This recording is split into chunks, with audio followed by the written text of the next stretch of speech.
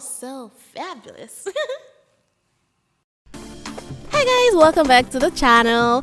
So if you're new, join the big happy family by hitting the subscribe button, and if you're an old subscriber, you're welcome back. You know how I do it. So today this is a very simple tutorial, guys. I think it's simple because I didn't use a lot of color. I used colors that are kind of neutral, and I didn't use a lot of steps, you know, so I feel like it's very easy for someone to replicate, especially beginners.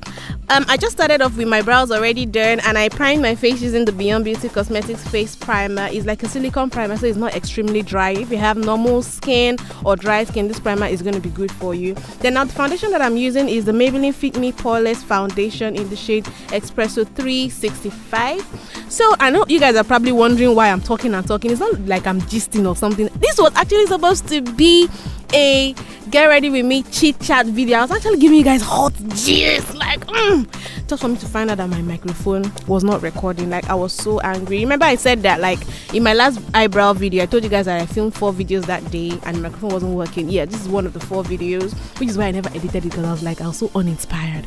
Anyways, so now I'm just doing my highlighting using the LA Girl Pro Conceal in the shade Chestnut, and I'm blending that using a buffing brush. My buffing brush can work all kinds of magic. I like using a buffing brush because I feel like it blends better. Then if I feel like I applied too much concealer, I use a beauty blender to take that off. So now I'm baking. I'm not really a fan of baking, but I'm baking today mostly because I'm doing my face first. And when you bake, like when you put the excess setting powder, the setting powder I'm using is Sacha buttercup, by the way. So when you use your excess setting powder under your eye area, it catches any eyeshadow fallouts if you're doing face first. So which is why I like to bake whenever I'm doing face first.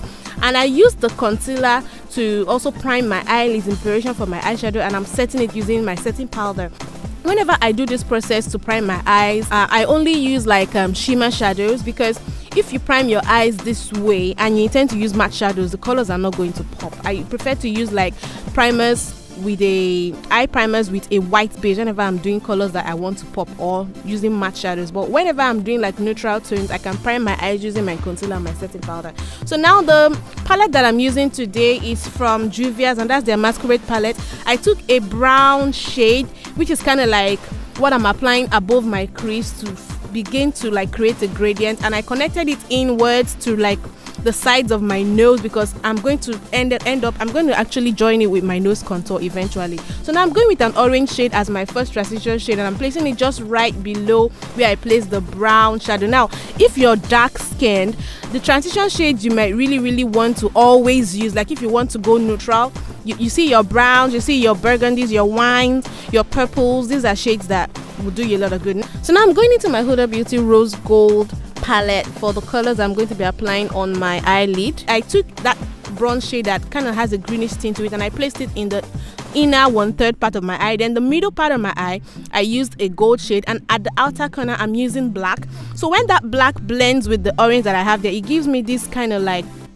dark brownish, I don't know what color that is, but it doesn't look outrightly black. So it gives me that dark brownish, dark bronzy kind of feel. And then I'm almost done with the shadow now. And yeah, because woman must not live by makeup alone, I'm snacking, or rather I'm eating, because that's actually a full meal. It's shawarma. I love shawarma. Oh my god. And I'm telling myself I'm trying to watch it. Like, who am I deceiving?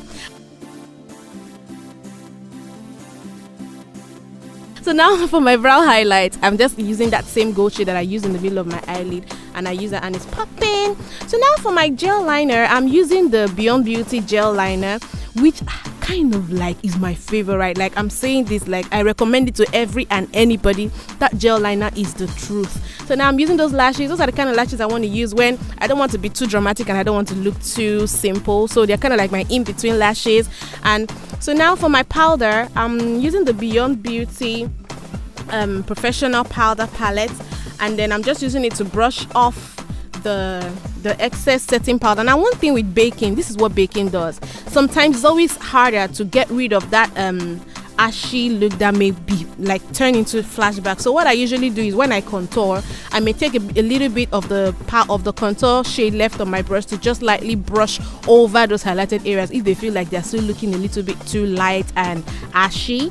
So the contour that I'm using right now is from Beyond Beauty. It's the Beyond Beauty Face Definer in the shade BB20. So I just use it to contour my cheekbones, and now I'm also contouring the sides of my nose and connecting it back up to that brown shade that I used first as my eyeshadow. So you can see that it just connects up, you know, like basically it's seamless. That's what I'm doing right there, and I use an eyeshadow brush for this process to, you know, get precisely where I want it to. So now I'm glowing up my face with the glow that is in that same Beyond Beauty Face Definer, and it's kind of like subtle.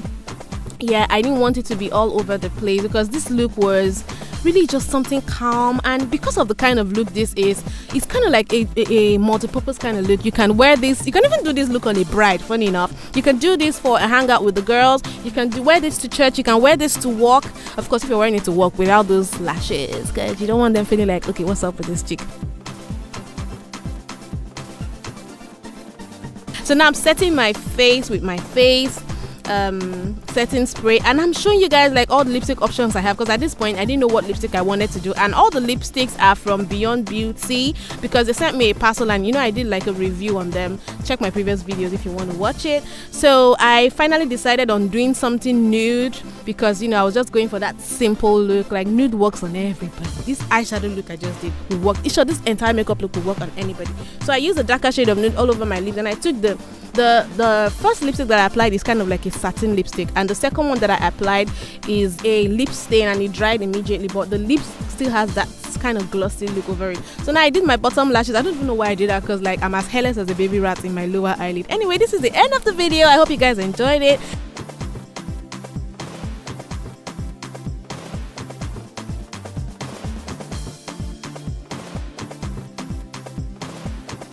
So this is just me feeling myself. What do you think about this look? Would you rock this look? Like, you better, because it will look amazing on you. So I hope you guys enjoyed this video. Be sure to give me a thumbs up, leave me a comment, subscribe if you haven't, and I'll see you guys in my next video. Bye. Mwah.